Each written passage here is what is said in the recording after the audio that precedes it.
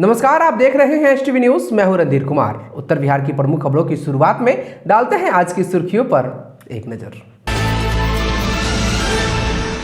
पूर्वी चंपारण पुलिस कप्तान के निर्देशानुसार एंटी लिकर टास्क फोर्स एवं डुमरिया घाट थाना पुलिस ने की संयुक्त छापेमारी, एक शराब धंधेबाज हुआ गिरफ्तार।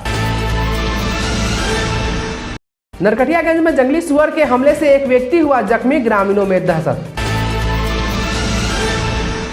नरकटियागंज में मकर संक्रांति के अवसर पर सम्मान समारोह का हुआ आयोजन, एक साथ बैठकर लोगों ने चखा दही चूड़ा का स्वाद। सुगौली में सप्त क्रांति डाउन एक्सप्रेस से 142 पीस विदेशी शराब बरामद, तस्कर की पहचान में जुटी रेल पुलिस। ब्रेवो फाउंडेशन ने की घोषणा, पहली से लेकर 5वीं कक्षा तक के छात्र छात्राओं को उपलब्ध कराया जाएगा स्कॉलरशिप। कड़ाके की ठंड को देखते हुए जरूरतमंदों की मदद में लगा मोतिहारी लायंस क्लब। असहाय, लाचार एवं कमजोर वर्ग के लोगों के बीच कंबल, मास्क, हैंड सैनिटाइजर, साबुन एवं खाद्य सामग्री का किया गया वितरण। विलंब शुल्क के साथ 31 जनवरी तक होंगी नालंदा ओपन यूनिवर्सिटी की नामांकन, टीपी वर्मा कॉलेज के प्राचार्य ने दी जानकारी। FOR सिस्टम फिर से लागू करने को लेकर मझौलिया उर्वरक दुकानदारों ने की एक बैठक। दुकानदारों ने जिला कृषि पदाधिकारी को दिया आवेदन। शिवहर डीएम सज्जन राजशेखर ने जिलेवासियों से की अपील, बोले कोरोना से बचाव के लिए टीकाकरण जरूरी। नरकटियागंज के हरदी टेढ़ा में बनेगा पावर सब स्टेशन, निर्माण के लिए हटाया गया अतिक्रमण। कोरोना संक्रमण और ठंड के बीच जरूरतमंदों की मदद में लगे हैं समाज सेवी। मोतिहारी जानपुल चौक पर सब्जी फल विक्रेताओं के बीच मास्क, सैनिटाइजर, कंबल आदि का किया गया वितरण।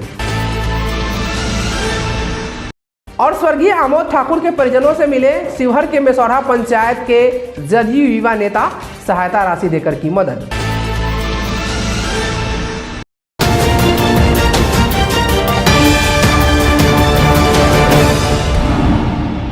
पूर्वी चंपारण पुलिस अधीक्षक के निर्देशानुसार आज एंटी लिकर टास्क फोर्स एवं डुमरिया घाट थाना पुलिस द्वारा संयुक्त छापेमारी अभियान चलाया गया। इस दौरान संभावित शराब ठिकानों पर छापेमारी की गई और बनपुरवा, सरोतर, पुरैना, सेमुआपुर इलाके में शराबबंदी के क्रियान्वयन हेतु सघन अभियान चलाया गया। गौरतलब है कि यह सभी इलाके झील के किनारे हैं। इस संयुक्त अभियान में 1000 लीटर से ज्यादा अर्धनिर्मित मीठा पास को विनिष्ट किया गया। इसके अलावे 10 लीटर चुलाई शराब भी बरामद किया गया। वहीं इस सब में संलिप्त एक व्यक्ति की गिरफ्तारी हुई है। पुलिस अग्रिम कार्रवाई कर रही है। अगली खबर पश्चिमी चंपारण के नरकटियागंज से है, जहां प्रखंड क्षेत्र के भेड़ियरवा पंचायत अंतर्गत बाजार बेलवा गांव में शनिवार की दोपहर जंगली सुअर के हमले से एक युवक गंभीर रूप से घायल हो गया। घायल युवक का इलाज साठी बाजार स्थित एक निजी क्लिनिक में चल रहा है। मिली जानकारी के अनुसार बेलवा गांव निवासी सराजुल मियां का 30 वर्षीय पुत्र नूरुल होदा गांव के बगल में राजपुर महुआ सरेह में शनिवार की दोपहर घास काटने गया था। तभी जंगली सुअर ने हमला कर दिया, जिससे वह गंभीर रूप से घायल हो गया। वहीं घायल नूरुल होदा की चीख पुकार सुनकर ग्रामीण घटना स्थल पर पहुंचे तो देखा कि नूरुल होदा जख्मी अवस्था में पड़ा हुआ है। आनन फानन में स्थानीय लोग उन्हें साठी लेकर गए और एक निजी क्लिनिक में उनका इलाज अब भी जारी है। जख्मी नूरुल होदा ने बताया कि जंगली सुअर ने हमला किया था। वहीं स्थानीय लोगों द्वारा इस घटना की सूचना साठी थाना अध्यक्ष उदय कुमार को दी गई। थाना अध्यक्ष ने बताया कि घटना की सूचना वन विभाग को दे दिया गया है। साथ ही स्थानीय लोगों को सतर्कता बरतने की बात कही गई है। वहीं इस घटना से आसपास के गांव में दहशत का माहौल बना हुआ है। नरकटियागंज में मकर संक्रांति के अवसर पर समाज सेवी राजेश श्रीवास्तव ने भोज का आयोजन किया और पत्रकार सम्मान समारोह का भी आयोजन किया गया। अपने निवास स्थान पांडे टोला में यह आयोजन किया गया। समाज सेवी द्वारा पत्रकारों को अंग वस्त्र से सम्मानित किया गया। बता दें कि मकर संक्रांति का पर्व बड़े ही धूमधाम से मनाया जाता है। मकर संक्रांति के दिन साल का पहला त्योहार होने से लोगों में काफी उत्साह देखा जाता है। समाज सेवी राजेश श्रीवास्तव ने कहा कि ऐसे आयोजन से सभी को एक दूसरे को समझने का मौका मिलता है। मिलन समारोह से आपसी सौहार्द बना रहता है। इस दरमियान नगर परिषद सभापति राधेश्याम तिवारी, वर्मा प्रसाद, सुनील वर्मा, पिंटू बाबा, जितेंद्र सोनी, जूही यास्मीन के साथ अन्य लोग शामिल रहे। सुगौली रेल पुलिस ने सप्त क्रांति ट्रेन के बोगी संख्या S7 से 142 पीस विदेशी शराब ATL टीम के द्वारा बरामद किया गया है। रेल डीएसपी पंकज कुमार ने बताया कि सप्त क्रांति ट्रेन के बोगी संख्या S7 में शौचालय के पास बैग पड़ा हुआ था। जांच के दौरान बैग से शराब बरामद हुआ। ट्रेन से शराब की तस्करी करने वाले शराब तस्कर की पहचान की जा रही है। एक एक बिंदु पर गहन जांच की जा रही है। उन्होंने बताया कि किसी भी हालात में शराब तस्करों को बख्शा नहीं जाएगा। वहीं इस मौके पर रेल थाना अध्यक्ष Vivekanand Prasad, SI Ramji Upadhyay, ASI Suresh Ram, ATL team में मुकेश कुमार, नागमणि यादव, शिवपूजन कुमार, नीतीश कुमार आदि शामिल थे। देखिए, लगातार चौथी रिकवरी है। हमारी जो है रेल पुलिस की इस पे कड़ी नज़र है। हम उन ट्रेनों को आइडेंटिफाई कर रहे हैं जिस ट्रेनों से रेगुलर शराब की सप्लाई हो रही है। मैं पर्सनली जो कि हम लोगों ने पहले आपको बताया था, अपडेट दिया था कि हमने एक लोकल टास्क फोर्स बना रखा है। हमारी पैनी नज़र है, हमें लगभग यह पता चल रहा है कि ट्रेनों की सप्लाई कहाँ से होती है। ये एक नया ट्रेंड है। ये जो आप देख रहे हैं 8 PM फ्रूटी, चूँकि इसका पैकेट बहुत छोटा है, 110 रुपये इसका ऑथराइज प्राइस है और मुझे उम्मीद है कि बिहार में 300 रुपये से कम में नहीं मिलता होगा। इसको लाना ले जाना बहुत आसान है, इसका ट्रांसपोर्टेशन ईजी है। इसके जो रैपर पाए गए हैं, अखबार का रैपर, वो गोरखपुर का दैनिक जागरण का एडिशन है। तो ऐसा प्रतीत होता है कि जो माल है वो गोरखपुर के आसपास के इलाके से सप्लाई हो रहा है। इसको वेरीफाई करने के लिए, इस पर अंकुश लगाने के लिए मैं खुद है जो कि अपने टीम के साथ गोरखपुर कैंप करूंगा और उन जगहों पे कैंप करूंगा जहां से इसके लोडिंग होने की संभावना है। सर, लगातार जो है कि आपके द्वारा जो है छापेमारी की जा रही है और उसके बावजूद भी अंकुश बहुत नहीं, अंकुश अगर नहीं लगा होता तो फिर थोड़ी हम इसको पकड़ लेते हैं। हम ये नहीं कर सकते हैं कि अंकुश नहीं लगा है। जी। अगर आप ट्रेनों से अगर सप्लाई कर रहे हैं तो आपके पकड़े जाने की भरपूर संभावना है जी। क्योंकि हम हर एक डब्बे में, हर एक सीट के नीचे इसको चेक करेंगे और इतना ही नहीं, रेलवे के प्रेमाइसेस में भी चेक करेंगे हम लोग। हम उन जगहों को नोटिफाई कर रहे हैं या उन जगहों को हम आइडेंटिफाई करने का प्रयास कर रहे हैं जहाँ से इन चीज़ों को लोड होने की संभावना है और हम प्रयास करेंगे कि उन जगहों पे ही हम कड़ी नज़र रखें। लेकिन चूँकि वो जो जगह हैं, लोडिंग पॉइंट्स हैं, वो हमारे स्टेट्स के बाहर हैं, मेरे जुडिक्शन के बाहर हैं, तो हम अपने जुडिक्शन में कर सकते हैं ना। ये उसमें हम लोग कर रहे हैं और लगातार कर रहे हैं और लगातार रिकवरी भी हो रही है। ब्रेवो फाउंडेशन ने पहली से लेकर 5वीं कक्षा तक के छात्र छात्राओं को स्कॉलरशिप देने की बड़ी घोषणा की है। फाउंडेशन की कोशिश है कि आर्थिक रूप से कमजोर छात्र छात्राओं को उच्च कोटि की शिक्षा प्राप्त करने में किसी प्रकार की समस्या उत्पन्न न हो। स्कॉलरशिप के माध्यम से फाउंडेशन विद्यार्थियों को वित्तीय सहायता प्रदान करेगी ताकि उच्च कोटि की शिक्षा वे आसानी से प्राप्त कर ले। फाउंडेशन के मुख्य संरक्षक सह ब्रेवो फार्मा के सीएमडी राकेश पांडे ने बताया कि पूर्वी चंपारण के सरकारी एवं गैर सरकारी शिक्षण संस्थानों में अध्ययनरत विद्यार्थियों को यह लाभ उपलब्ध कराया जाएगा। उक्त आशय की जानकारी फाउंडेशन के प्रवक्ता शैलेंद्र मिश्र बाबा ने दी है। इन दिनों सूबे में कड़ाके की ठंड पड़ रही है। भीषण ठंड के कारण जनजीवन अस्त व्यस्त है। ऐसे में इस ठंड से निजात दिलाने के लिए जरूरतमंदों की मदद करना सबसे बड़ा पुण्य का कार्य है। इसी कड़ी में मकर संक्रांति के शुभ अवसर पर मोतिहारी लायंस क्लब के सौजन्य से कड़ाके की ठंड के मद्देनजर असहाय, लाचार एवं कमजोर वर्ग के लोगों के बीच कंबल, मास्क, हैंड सैनिटाइजर, साबुन एवं खाद्य पदार्थ आदि का वितरण किया गया। मोतिहारी शहर के छतौनी चौक, मीना बाजार, गांधी चौक एवं रेलवे स्टेशन परिसर में जाकर जरूरतमंदों के बीच रात के करीब 8 बजे जरूरत की वस्तुओं का वितरण किया गया। इस कार्य में मोतिहारी लायंस क्लब के अध्यक्ष अरुण कुमार, मंजर हॉस्पिटल के डायरेक्टर और प्रसिद्ध चिकित्सक डॉक्टर मंजर नसीम, पवन कुमार, मुस्तफा अंसारी, नेत्र चिकित्सक डॉक्टर कमलेश कुमार, समाज सेवी विनय कृष्णा, डॉक्टर कुमकुम सिन्हा एवं निशा गुप्ता का योगदान सराहनीय रहा। इससे ताकि वो ये ना समझे कि हम लाचार हैं, हम नहीं कर सकते हैं। आगे भी हम लोग उसकी मदद करें। इस बच्चे की मदद हम लोग आगे भी जारी रखेंगे। बापू बनाने का जो श्रेय मोतिहारी वासियों को जाता है, ये बहुत हद तक जस्टिफाइड है, क्योंकि यहाँ पे लोगों के अंदर इतनी श्रद्धा है। हम देखते हैं कि लोगों के अंदर इतना स्नेह और प्रेम है और एक ऑनर, रिस्पेक्ट का चीज़ है, जो सही में बापू को यहाँ से जो सम्मान मिला वो उनके लिए एक बड़ा ऊर्जा और उनके लिए प्रेरणा रहा होगा और फिर वो पूरी दुनिया के लिए एक अपने आप को आदर्श बना दिए। तो ये तो है, यहाँ के लोगों के अंदर ये जज्बा है कि वो प्रेम बहुत करते हैं, स्नेह बहुत है दिलों में, और उसी को रखते हुए हम लोग ये अभी एक प्रोग्राम लेकर के आए थे, जो गरीबों को हम लोग फोकस करके जो इस रातों में फुटपाथ पे मिल जाए, रिक्शा टेम्पो वाले जो। अगली खबर नरकटियागंज से है, जहां टीपी वर्मा कॉलेज में नालंदा ओपन यूनिवर्सिटी में नामांकन हेतु सत्र 2021-23 के लिए एक बार पुनः विलंब शुल्क के साथ नामांकन की तिथि 31 जनवरी तक विस्तारित कर दी गई है। उक्त जानकारी कॉलेज के प्राचार्य डॉक्टर विमल वर्मा ने दी। प्राचार्य डॉक्टर विमल वर्मा ने बताया कि कोरोना को देखते हुए और छात्रों की विशेष मांग पर नालंदा विश्वविद्यालय के कुलपति के द्वारा छात्र हित में यह निर्णय लिया गया है। महाविद्यालय के नालंदा ओपन यूनिवर्सिटी के कोऑर्डिनेटर सह राजनीतिक विज्ञान के विभागाध्यक्ष डॉक्टर चंद्रभूषण बैठा ने बताया कि नामांकन की तिथि विस्तार होने से नामांकन से वंचित छात्र छात्राएं स्नातक एवं स्नातकोत्तर स्तर के पाठ्यक्रम में नामांकन ले सकते हैं। कोऑर्डिनेटर ने बताया कि नामांकन के लिए ऑनलाइन और ऑफलाइन दोनों प्रकार की सुविधा उपलब्ध है। छात्र छात्राएं विशेष जानकारी के लिए महाविद्यालय के नालंदा ओपन यूनिवर्सिटी कार्यालय से संपर्क कर अपनी नामांकन ले सकते हैं। पश्चिमी चंपारण जिले के मझौलिया में खुदरा उर्वरक विक्रेताओं की बैठक विकास पांडे की अध्यक्षता में संपन्न हुई, जिसमें FOR सिस्टम को फिर से लागू करने को लेकर जिला कृषि पदाधिकारी पश्चिमी चंपारण को हस्ताक्षर युक्त आवेदन दिया गया। आवेदनकर्ताओं का कहना है कि सरकार द्वारा यूरिया का मूल्य निर्धारित कर दिया गया है, जबकि FOR सिस्टम लागू नहीं होने से सरकार द्वारा निर्धारित दर से अधिक राशि पर उर्वरक उठाना पड़ रहा है। साथ ही थोक विक्रेताओं द्वारा मनमाने ढंग से अतिरिक्त दवा साथ में दे दिया जा रहा है, जिससे बिक्री करने में काफी कठिनाइयां हो रही हैं, जिससे किसानों को भी काफी परेशानी हो रही है। विक्रेता दुकानदार का कहना है कि अधिक मूल्य अतिरिक्त उर्वरक के टैग से हम सब काफी परेशान हैं तथा व्यवसाय करने में काफी परेशानी उत्पन्न हो रही है, जिससे निजात पाने के लिए दुकानदार संघ फिर से FOR सिस्टम लागू करने तथा अतिरिक्त टैग को खत्म करने की गुहार लगाई है। हम सभी विक्रेताओं को खरीफ 2021 में जिला कृषि पदाधिकारी को एक पत्र देकर अवगत कराया गया कि FOR सिस्टम में हम लोग को यूरिया या अन्य खाद दिया जाए।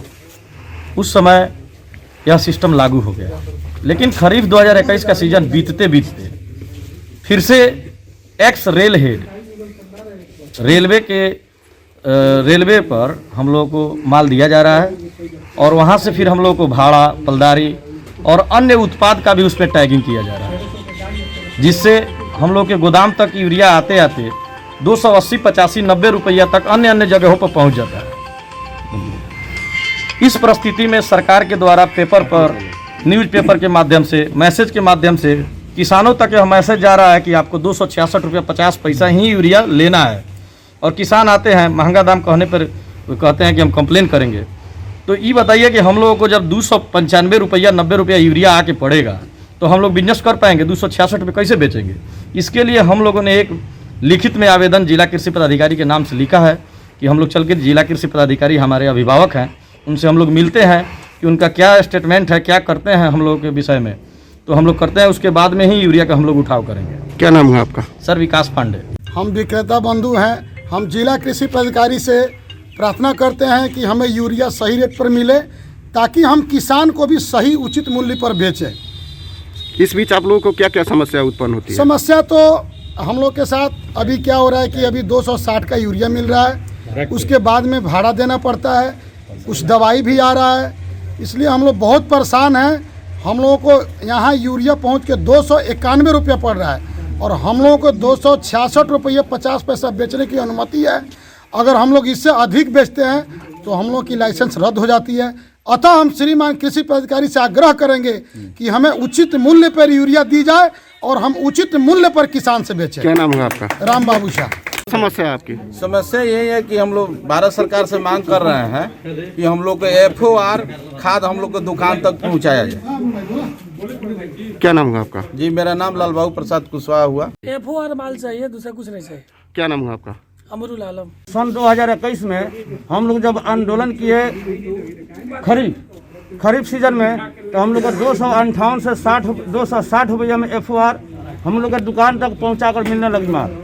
और दिसंबर 2021 आते आते FOR सिस्टम वो लोग ख़त्म कर दिए और 260 रुपये से 270 रुपये तक यूरिया देने की वो लोग आदेश करने लगे। और यूरिया आने के बाद हम लोग के दुकान पर अलग से 15 रुपया से 20 रुपया भाड़ा देना पड़ता है।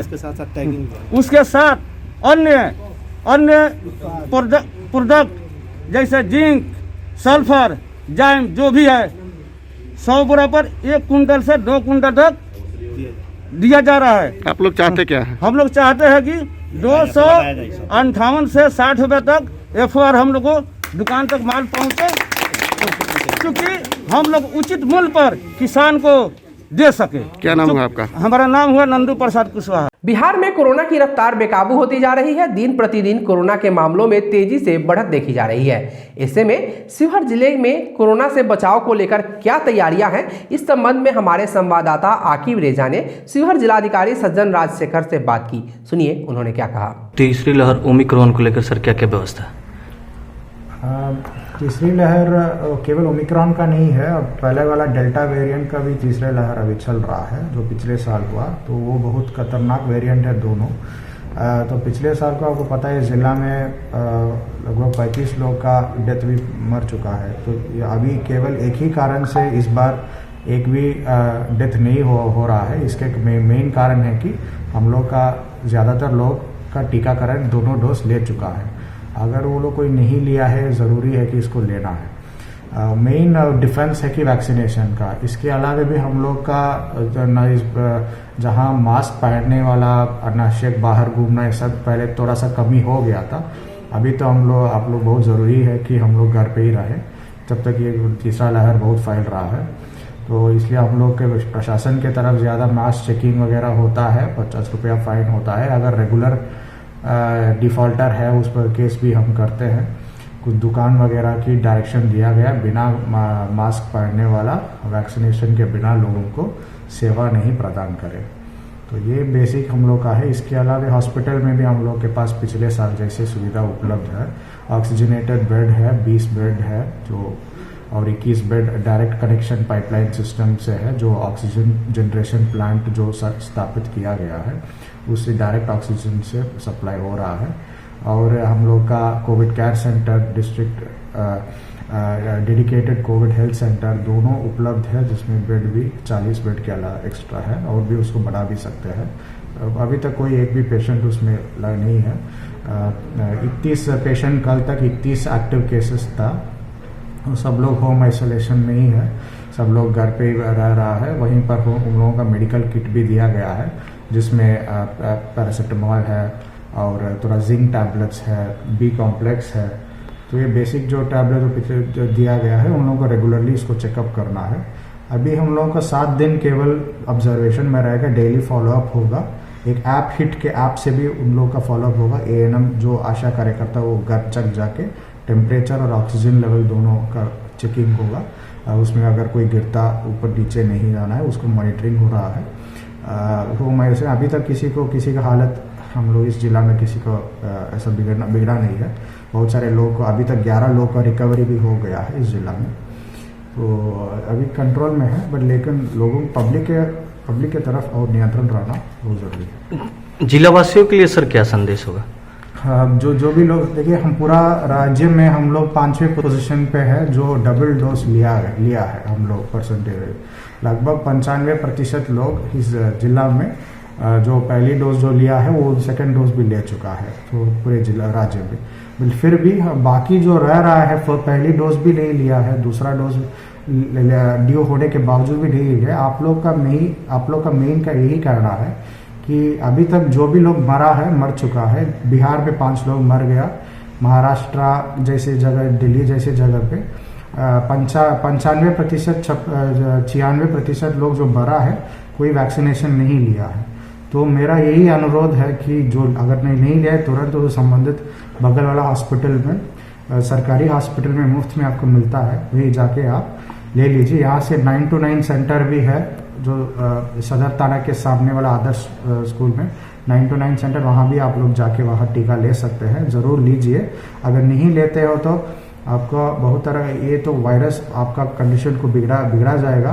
केवल हल्का सा बीमार से छोड़ के आप लोग का सांस लेने में दिक्कत होगा, स्वाद इस तरह का बंद हो जाएगा, और उसके बाद बहुत सीरियस वेंटिलेटर और ICU तक लगाने के लिए स्थिति बन जाएगा। तो इसलिए आपका अपना बचाने और समाज को बचाने के लिए इस वायरस को रोकने का एक ही तरीका है, ज़रूर वैक्सीन लीजिए। नरकटियागंज प्रखंड के हरदी टेढ़ा में पावर सब स्टेशन बनाने को लेकर पुलिस व प्रशासनिक अधिकारियों की उपस्थिति में आम गैर मजरूआ जमीन से अतिक्रमण को हटाया गया। उक्त सरकारी जमीन से 14 लोगों के घरों को जेसीबी लगाकर अतिक्रमण मुक्त किया गया। दंडाधिकारी वीडियो सतीश कुमार ने बताया कि पूर्व में अंचल प्रशासन द्वारा 14 लोगों को अतिक्रमण मुक्त करने के लिए नोटिस भेजा गया था। बावजूद इसके अतिक्रमणकारियों ने भूमि को खाली नहीं किया, जिसके बाद कुल 14 लोगों पर अतिक्रमण वाद चलाकर भूमि को खाली कराया गया। वहीं सहायक विद्युत अभियंता आलोक कुमार ने बताया कि उक्त 50 डिसमिल जमीन पर 10 MVA की क्षमता वाला पावर सब स्टेशन बनाने के लिए चिन्हित किया गया है। अब जमीन अतिक्रमण मुक्त हो गया है। जल्द ही PSS भवन का निर्माण कार्य शुरू कर दिया जाएगा। मौके पर CO राहुल कुमार, राजस्व कर्मचारी उपेंद्र राय के अलावे काफी संख्या में पुलिस बल मौजूद थे। एक तो कोरोना का कहर, ऊपर से सर्दी का सितम। ये कुदरत भी गरीब और असहाय लोगों की शायद परीक्षा ले रहा है। ऐसे में समाज सेवी की जिम्मेदारियां थोड़ी और बढ़ जाती है और समाज सेवी जरूरतमंदों की हर मुमकिन मदद में लग जाते हैं। इसी कड़ी में समाज सेवी विनोद कुमार जायसवाल मोतिहारी जानपुल चौक स्थित सब्जी फल विक्रेताओं के बीच मदद करने पहुंचे और मास्क, सैनिटाइजर और कंबल आदि का वितरण किया और लोगों को ठंड से बचने के साथ साथ कोरोना गाइडलाइंस के अनुपालन करने को लेकर और कोरोना से सुरक्षित रहने की सलाह दी। वितरण के दौरान समाज सेवी विनोद कुमार जायसवाल ने कहा कि मैंने यह निश्चय किया है कि जितना हो सके मैं गरीब असहायों की मदद करूंगा। उन्होंने बताया कि इस तरह का कार्यक्रम आगे भी जारी रहेगा। शिवहर जिले के पिपराही प्रखंड क्षेत्र के मेसौढ़ा पंचायत स्थित वार्ड नंबर 9 में जदयू नेता जिला उपाध्यक्ष नियाज अहमद ने स्वर्गीय आमोद ठाकुर के परिजनों से मुलाकात की। गौरतलब है कि लीवर में सूजन होने की वजह से 10 रोज पहले ही उनकी मृत्यु हो गई थी। आज जदयू के युवा नेता जिला उपाध्यक्ष नियाज अहमद उनके घर पहुंचकर परिवार वालों से मुलाकात की एवं शोक संवेदना व्यक्त करते हुए सहायता राशि देकर मदद की। उन्होंने कहा कि स्वर्गीय आमोद ठाकुर का 10 रोज पहले लीवर में सूजन होने की वजह से मृत्यु हो गई थी, जो काफी दुख की बात है। वहीं आज अपने निजी कोष से उन्होंने सहायता राशि देकर उनकी मदद की और उनके परिवार के लिए हर वक्त खड़े रहने, किसी भी चीज़ की जरूरत होने पर बताने की बात कही और उन्होंने कहा कि हम सभी लोग मदद के लिए आगे रहेंगे। आज के लिए बस इतना ही। STV न्यूज़ पर प्रसारित होने वाली खबरें प्रोग्राम्स आप GTPL के चैनल नंबर 985 और डेन के चैनल नंबर 155 के साथ साथ आप अपनी सुविधानुसार मोबाइल फ़ोन पर भी देख सकते हैं। अगर आप हमें YouTube के माध्यम से देखना चाहते हैं तो STV न्यूज़ के ऑफिशियल YouTube चैनल को सब्सक्राइब करें और बेल आइकॉन दबाकर ताज़ा वीडियोज़ की नोटिफिकेशन प्राप्त करें। फेसबुक पर हमारे साथ जुड़ने के लिए STV न्यूज़ के फेसबुक पेज को लाइक करें और ट्विटर पर STV न्यूज़ को फॉलो करें। तमाम लेटेस्ट अपडेट के लिए देखते रहिए उत्तर बिहार का सबसे तेज़ी से उभरता न्यूज़ चैनल HTV न्यूज़, सच की आवाज़। नमस्कार।